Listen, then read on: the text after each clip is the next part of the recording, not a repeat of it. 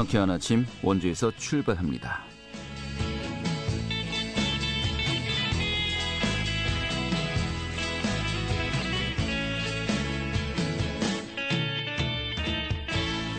안녕하십니까. 3월 18일 금요일 아침에 인사드리겠습니다. 상쾌한 아침 원주에서 출발합니다. 진행의 한태호입니다.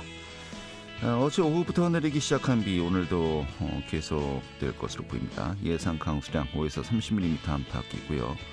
오늘 오후에 잠깐 잦아들겠습니다만은 저기압의 영향으로 내일 새벽부터 또 다시 시작되어서 밤까지 이어지겠다고 합니다.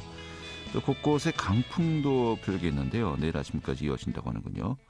또 전 지역 종일 비가 내리면서 하늘빛도 흐리겠고요. 한낮 기온 10도 선에 머물면서 좀 쌀쌀하겠습니다.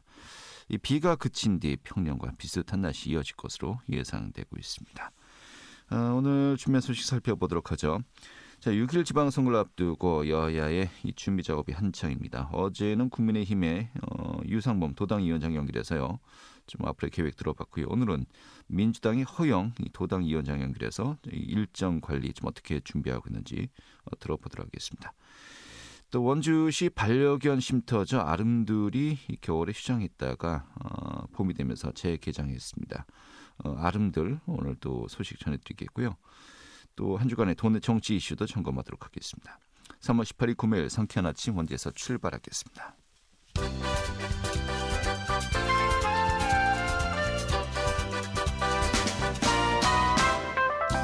오늘의 뉴스입니다. 이달 강원 지역의 분양 경기 전망 지수가 봄철 성수기 진입 기대감의 80선까지 회복된 것으로 나타났습니다. 주택산업연구원에 따르면 3월 기준으로 도내 분양 경기 실사 지수 전망치는 80.0으로 집계되었고 올해 2월 실적치도 당월 전망치보다 15.2포인트가 높은 81.8을 기록하면서 호조를 보였습니다. 어제 원주시 우산동에서 전신주가 넘어져 일대 상가 및 행정복지센터 등의 혼란이 빚어졌습니다. 어제 9시경 원주시 우산동 행정복지센터 앞에서 전신주가 쓰러져 주차돼 있던 승용차 한 대를 덮쳤고 이 쓰러진 전신주와 나란히 서 있던 다른 전신주는 밑동 부분이 부러졌습니다. 이 사고로 인근 주택 40여 세대와 상가 20여 곳, 행정복지센터, 아파트 등이 정전되어서 불편을 겪었습니다. 이날 한전은 전력긴급 복구에 나서서 사고 발생 8시간여 만인 오후 5시경에 복구를 완료했습니다. 영월읍 문산 1리와 원주지방환경청 또 영월군은 어제 문산 1리에서 최명서 영월군수와 엄기웅 문산 1리 이장 등이 참석한 가운데 동강유역 생태경관보전지역 생태보건사업의 착공식을 개최했습니다. 오늘의 뉴스였습니다.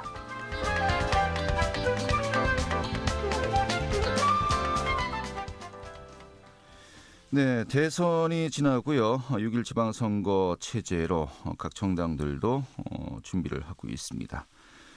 이번 대선 결과 또 지선이 좀 어떤 영향을 줄지 또 많은 분들이 궁금해하고 있습니다만은 어제는 국민의힘의 유상범 도당위원장 연결해서 이야기 들어봤고요. 오늘은 민주당의 허영 도당위원장 연결해서요. 민주당의 또 준비 작업 어떤 것들이 이루어지고 있는지 들어보도록 하겠습니다. 의원님. 네, 안녕하세요. 네, 반갑습니다. 예. 춘천갑 국회의원 허영입니다. 예. 반갑습니다. 오늘은 강원도 민주당 도당위원장으로서 저희가 또 인터뷰를 요청했습니다만은 먼저 이 부분부터 여쭤볼 수밖에 없을 것 같습니다.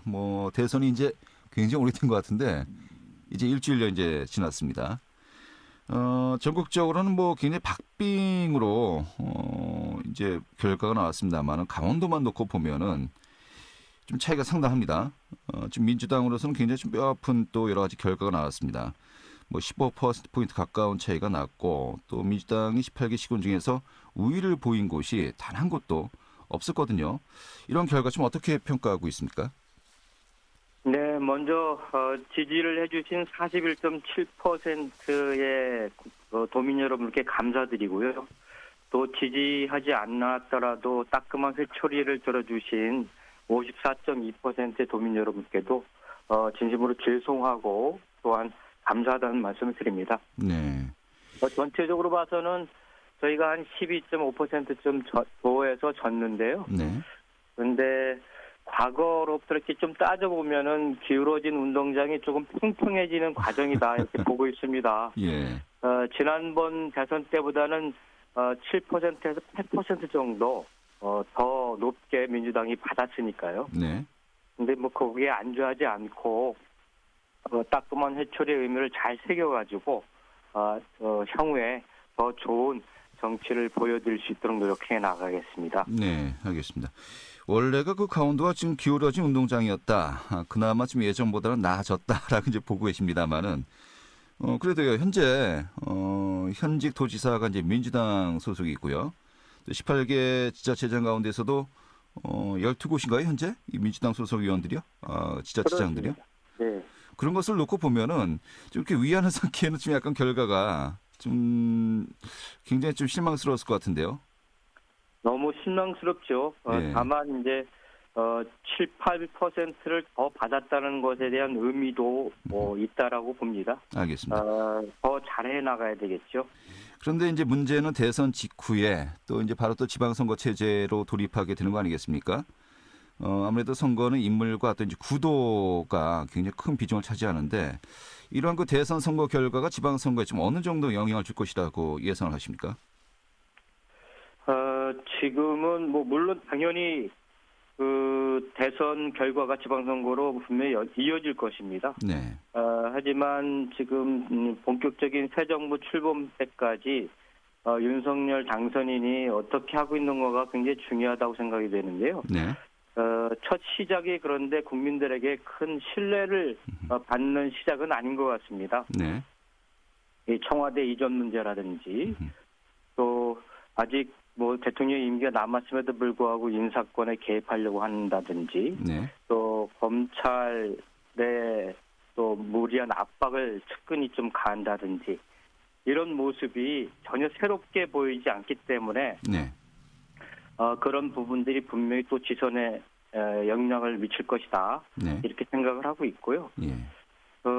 중요한 것은 그동안 172석의 민주당이 그 의석을 국민들이 힘을 실어줬는데 제대로 하지 못했기 때문에 제대로 해라라고 하는 그런 따끔한 심판이었기 때문에 앞으로 코로나 회복을 위한 민생개혁, 또 정치개혁, 또 검찰개혁 등 다양한 개혁 과제들을 좀 힘있게 저희 민주당이 추진해 나가면서 신뢰를 회복해 나가도록 하겠습니다. 네, 알겠습니다.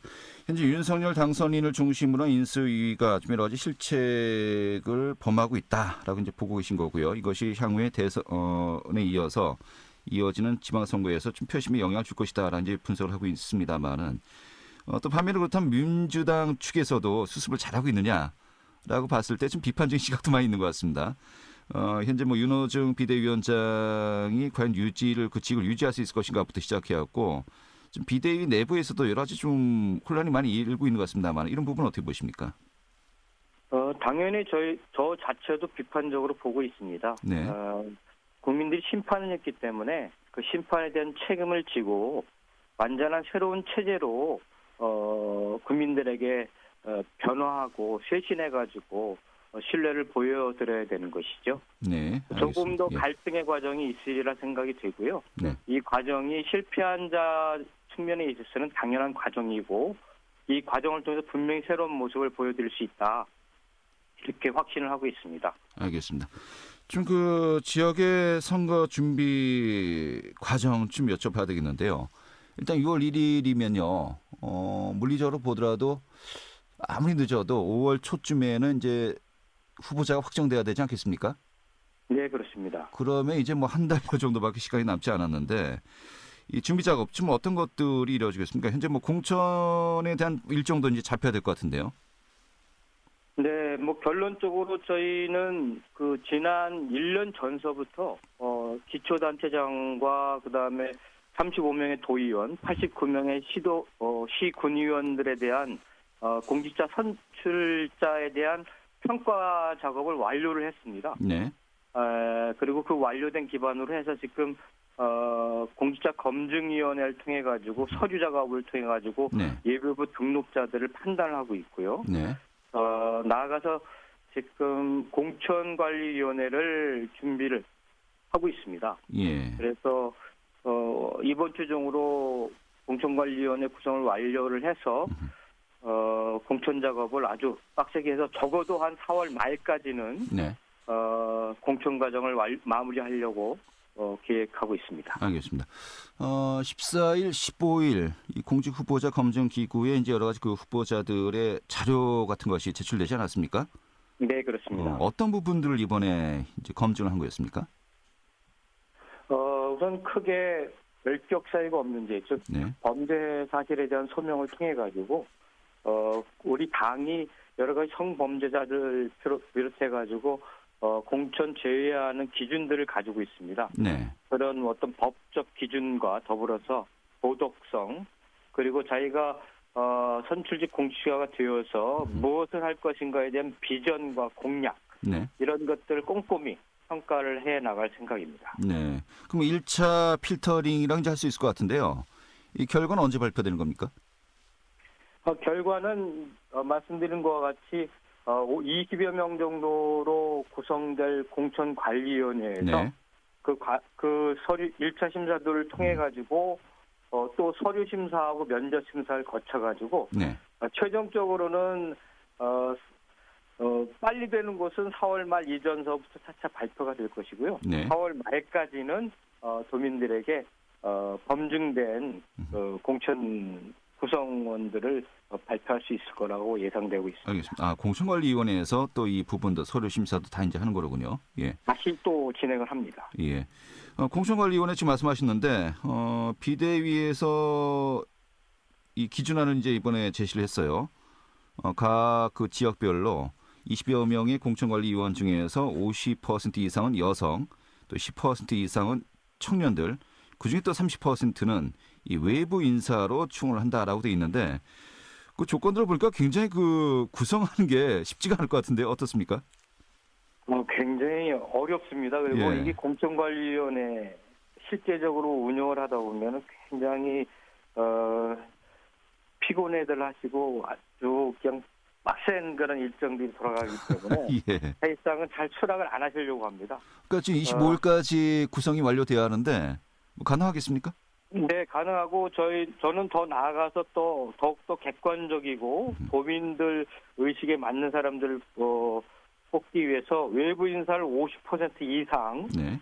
구성을 할 생각을 가지고 있습니다. 네. 지금 순조롭게 구성이 되고 있고요. 네. 그리고 강원도에 8개 지역위원회가 있는데 이제 지역위원장들의 추천도 받아서 형평성과 또 혁신성들을 겸비해 나가면서 아주 좋은 공직자 평가가 이루어질 수 있는 시스템을 만들어 나가도록 하겠습니다. 네.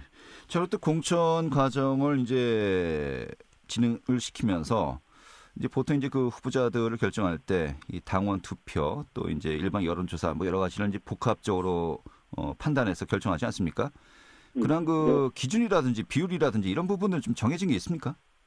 네, 우리 당은 민주당은 이제 당원 당규상 완전히 그 기초단체장과 또 시군 의원들에 대한 공천 룰이 정해져 있습니다. 네. 기초단체장은 권리당원 50% 그리고 일반 시민 50%의 조사를 통해 가지고 결정이 되고요. 네. 그다음에 시의원이나 군의원, 도의원 같은 경우에 있어서는 권리당원만의 투표로 경선 과정이 이루어지게끔 되어 있습니다. 알겠습니다. 일단 의원들은 이 당원들 투표로 결정이 되고요.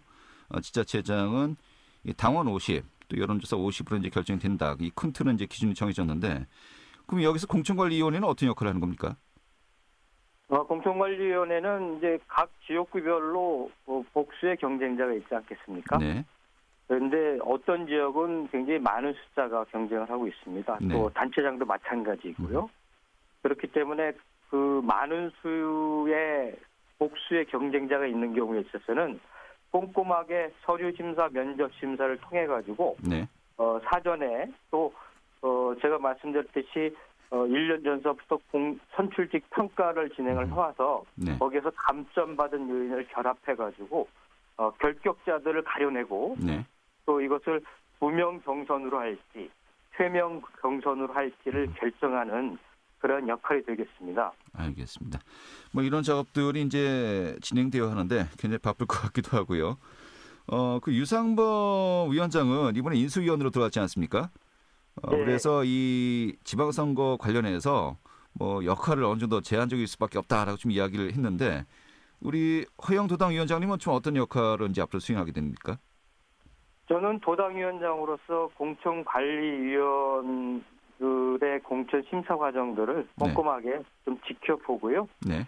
또 저는 이제 그 과정을 통해 가지고 결정된 그 후보자들과 함께 뭐 시민 도민들을 만나면서 어떤 지방선거 승리를 위해서 최선의 역할들을 하는 뒷받침하는 그런 역할이 되겠습니다. 네, 알겠습니다. 나아가서 뭐 별도로 각 도당 차원에서 이제 새롭게 지선을 맞이해서 우리 도를 어떤 비전 하에 다시금 희망차게 할 것인가에 대한 비전과 정책을 만드는 작업도 주도해서 해나갈 생각입니다. 네, 알겠습니다. 마지막 질문이 될 것 같은데요. 어제 유상무 위원장에게 이번에 국민의힘의 지방선거 도내에서 어느 정도 목표를 잡고 있느냐라고 이제 제가 질문을 던졌더니 뭐 도의원과 지자체장 정도는 이 전석 목표를 하고 있다. 전석을 이제 다 당선시키겠다라고 하고 있는데 그런 그 상대 당의 목표치에 대해서 어떻게 생각하십니까? 뭐 상당히 오만한 태도가 아닌가 생각을 합니다. 네, 그런 태도는 반드시 다른 실수와 또 심판들을 받을 수밖에 없는 거고요. 저희들도 이 대선 패배를 정말 뼈저리게 가슴에 안고 도민들의 신뢰와 선택을 받기 위해서 최선의 노력을 다하리라 생각이 들고요. 네. 여러 가지 국민들께 죄송한 말씀이지만 그동안 강원도에서 이루어지지 않았던 SOC 건설 문제라든지 강원도의 아주 묵은 현안들을 대부분 네. 민주당 정부에서 시작을 하거나 완료를 한 것이 있습니다. 네. 앞으로 우리 강원도가 새로운 산업이 일어나고 또 교통 오지로서 벗어날 수 있는 그런 희망을 만들어 나가기 위해서 172석의 국회의원 의석을 가지고 최대한 뒷받침해 나가면서 알겠습니다. 야당이 네. 되었지만은 최대한 강력한 야당과 능력 있는 야당으로서 신뢰를 받아 나가도록 하겠습니다. 네, 알겠습니다. 오늘 이렇게 정리하죠. 잘 들었습니다. 고맙습니다. 네, 민주당의 허영도당 위원장이었습니다. 알찬 정보, 생생한 현장의 소식을 전해드립니다. 리포터 현장. 네, 원주시의 반려견 쉼터죠. 아름들이 지난 16일부터 재개장했습니다. 오늘 소개해드리도록 하죠. 추인의 리포터 어서 오시죠. 네, 안녕하세요. 네, 이 반려견 쉼터 아름들이 운영되고 있는데 먼저 이 아름들 좀 소개부터 해주시죠. 네, 원주 농업기술센터가 반려인구가 점점 증가하는 환경에 맞춰서 반려동물 관련 인프라를 확충하기 위해서 반려견 쉼터인 아름들을 지난 2019년 개장했습니다. 아름들은 흥업면 흥업쉼터 내에 위치해 있는데요. 겨울에는 안전 문제로 부득이하게 휴장을 합니다. 흥업에 위치한 흥업쉼터 옆에는 겨울철 제설 작업이 진행되기 때문에 대형 차량 운행으로 안전사고가 일어날 수 있기 때문인데요. 이를 예방하기 위해서 11월 16일부터 3월 15일까지는 휴장을 합니다. 이에 지난 3월 16일 재개장을 시작해 오는 11월 15일까지 8개월간 운영합니다. 평일 오전 8시부터 오후 8시까지, 주말에는 오전 10시부터 오후 6시까지 운영하고 무료로 이용 가능합니다. 지난해에는 2만 명이 아름들을 찾았는데요. 원주 농업기술센터 축산과 전철우 팀장 이야기 들어보겠습니다. 반려견 쉼터 아름들은 반려인구 증가에 따른 반려동물 관련 인프라 구축을 통해서 동물복지 증진 및 성숙한 반려문화 조성을 위해 2019년 하반기부터 개장하여 운영하고 있는데요. 아름들은 흥업면 흥업리 222번지 흥업쉼터 내에 위치하고 있으며 대형견 한 동과 중소형견 한 동 총 3,500제곱미터 규모로 이달 16일부터 11월 15일까지 8개월간 운영합니다. 단 매주 월요일과 추석 당일은 휴장으로 이용이 불가합니다. 반려견 놀이터 경계 울타리 밖은 흥업쉼터를 이용하는 시민의 공간으로 필히 목줄 착용 및 배변 수거 등 안전 조치를 해주셔야 합니다. 네, 이 쉼터는 등록된 반려견만 입장이 가능한 거죠? 네, 그렇습니다. 아름드레는 반려동물 등록제 시행으로 동물 등록을 완료한 반려견만 출입이 가능한데요. 지난 2020년만 해도 원주시 인구 10가구 중 2가구가 반려동물을 기르고 있습니다. 올해는 더 증가했을 것으로 예상되는데요. 그런데 반려동물 사고 방지와 대처를 위한 반려견 등록제의 참여율이 절반에 그칩니다. 원주시는 동물보호법 준수에 더 경각심을 갖고 성숙한 반려동물 문화 조성을 위해서 이런 반려견 소유자의 준수 사항을 더욱 엄격히 관리할 예정입니다. 이어서 원주 농업기술센터 축산과 정철우 팀장 이야기 듣겠습니다. 반려동물 수 증가와 함께 유실 유기 동물의 발생이 동반 증가함에 따라서 적정한 보호관리 기반 조성이 필요한데요. 동물보호센터를 현재 신축 중이며 올해 말 준공을 마치고 내년부터 운영할 예정입니다. 성숙한 반려동물 문화 조성을 위해 홍보 캠페인 등을 지속 추진하고 반려인구 증가에 따른 반려동물 관련 시설 확충이 요구되기에 향후 관련 부서와 협의하여 조성할 계획입니다. 마지막으로 요즘 봄철이 되면서 관내 주요 공원과 산책로를 이용하는 시민분들이 많으신데요. 목줄 미착용 및 배변 미수거로 민원이 다수 발생하고 있습니다. 일부 반려견 소유자의 안전조치 등 의무 준수사항 미이행으로 인한 생활환경 위해 발생 및 사회적 갈등이 지속 증가함에 따라 성숙한 반려동물 문화 조성에 적극 동참해 주셨으면 합니다. 감사합니다. 네, 이 반려견과 함께 정말 행복해지기 위해서는요. 또 이런 그 여러 가지 변화된 규칙들도 좀 잘 알고 또 숙지를 하고 지키는 것도 필요할 것 같습니다. 자, 반려동물 데리고 이 아름들 방문하시면요. 또 즐거운 시간, 행복한 시간이 되지 않을까 싶네요. 오늘 잘 들었습니다. 네, 감사합니다. 네, 주인의 리포터였습니다.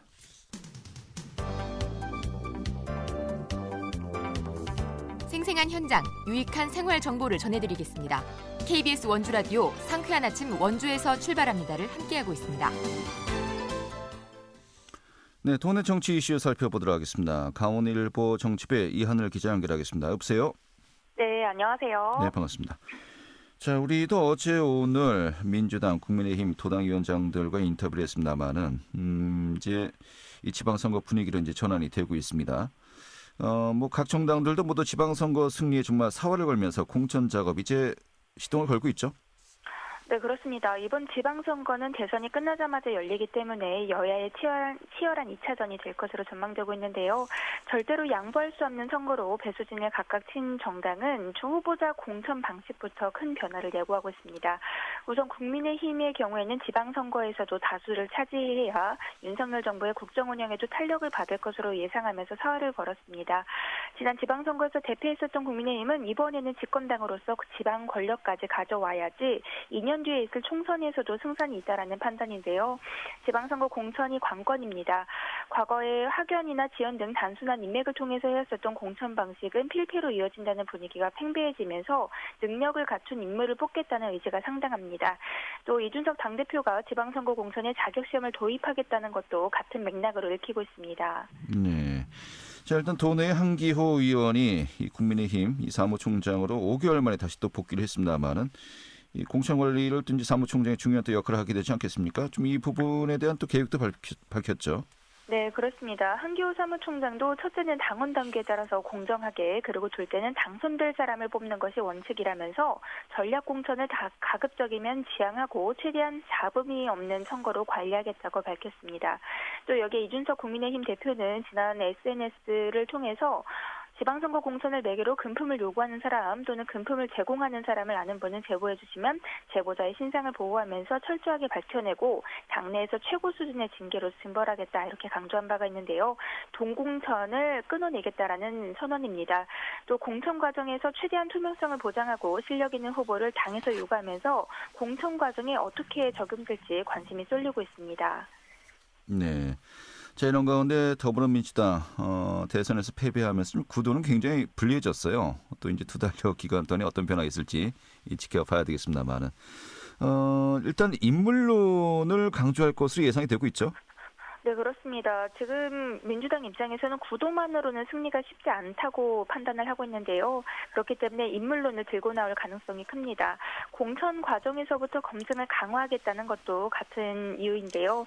이미 시스템 공천을 도입해서 투명성을 강조해온 민주당은 이미 예비 후보자 검증 신청을 공모하면서 강력범이나 음주운전, 뺑소니 운전, 성폭력이나 성매매 범죄, 가정폭력, 아동학대 범죄, 초기성 다주택자 등 부적격 대상으로 이미 공지한 바가 있습니다. 지금 현재 가뜩이나 불리한 여건에서 치르는 선거이기 때문에 조금이라도 흠이 있는 후보가 공천될 경우 또다시 필패가 불보듯 떠나기 때문입니다. 네, 알겠습니다. 자, 이런 건데 도지사 후보군들 좀 살펴보도록 하겠습니다. 일단은 더불어민주당이 원창묵 전 원주시장이 나섰고요. 또 국민의힘에서는 황상무 전 KBS 앵커, 또 김진태 전 국회의원들이 움직이고 있네요. 네, 그렇습니다. 우선 국민의힘 황상무 전 KBS 앵커가 좀 더 빠르게 움직이고 있는데요. 이미 선거 사무실을 얻고 대형 현수막도 내건 상태입니다. 본격적으로 인지도 높이기에 나선 것인데요. 여기에는 조병관 전 KBS 춘천총국 보도국장이 본부장을 맡아서 중심을 잡고 있고 후원회장도 물색 중입니다. 또 이미 SNS 홍보전에도 나섰고요. 23일에는 선거사무소를 공식적으로 개소합니다. 여기에 같은 당 김진태 전 국회의원의 행보도 더 빨라지고 있습니다. 춘천을 정치적인 기반으로 갖고 있는 그는 최근에 원주 단계동에 선거사무실 계약을 마치고 업무에 들어갔고요. 또 선거 캠프도 구성을 거의 다 끝내놨습니다. 이번 대선에서 원주의 경우에는 윤석열 당선인에게 50.65%의 지지를 보내는 등 민주당세가 강했었던 이전과는 다른 기류를 보이면서 원주부터 세확정 공력 대상지로 꼽았는데요. 지난 4.15 총선 당시에 함께했었던 인물들도 재구성됐었고 알겠습니다. 그리고 흩어졌던 보좌진들도 다시 뭉쳤습니다. 예. 자, 또 민주당에서는 좀 주자들이 많이 좀 줄었어요. 현재로서는 원창무 전 시장만 움직이고 있군요. 네, 맞습니다. 원전 시장은 21일 오전에 강원도청에서 도지사 출마를 공식 선언하게 됐는데요. 지금 현재로서는 원창무 전 시장밖에는 없습니다. 그리고 민주당에서는 이광재 국회의원의 도지사 탈출설이 계속해서 거론되고 있는 상황인 만큼 앞으로의 상황을 좀 더 예의주시해 봐야겠습니다. 네, 알겠습니다. 이제 뭐 일주일 단위로 많은 변화도 예상되고 있고요. 또 이런 소식도 자세하게 또 저희가 전해드려야 될 것 같습니다. 오늘 잘 들었습니다. 네, 감사합니다. 네, 강원일보 정치부의 이하늘 기자였고요. 자, 3월 18일 금요일에 함께했던 KBS 원주방송국의 상쾌한 아침 원주에서 출발합니다. 오늘 소식은 여기까지입니다. 자, 행복한 주말 휴일 보내시고 다음 주 월요일에 다시 뵙도록 하죠. 고맙습니다.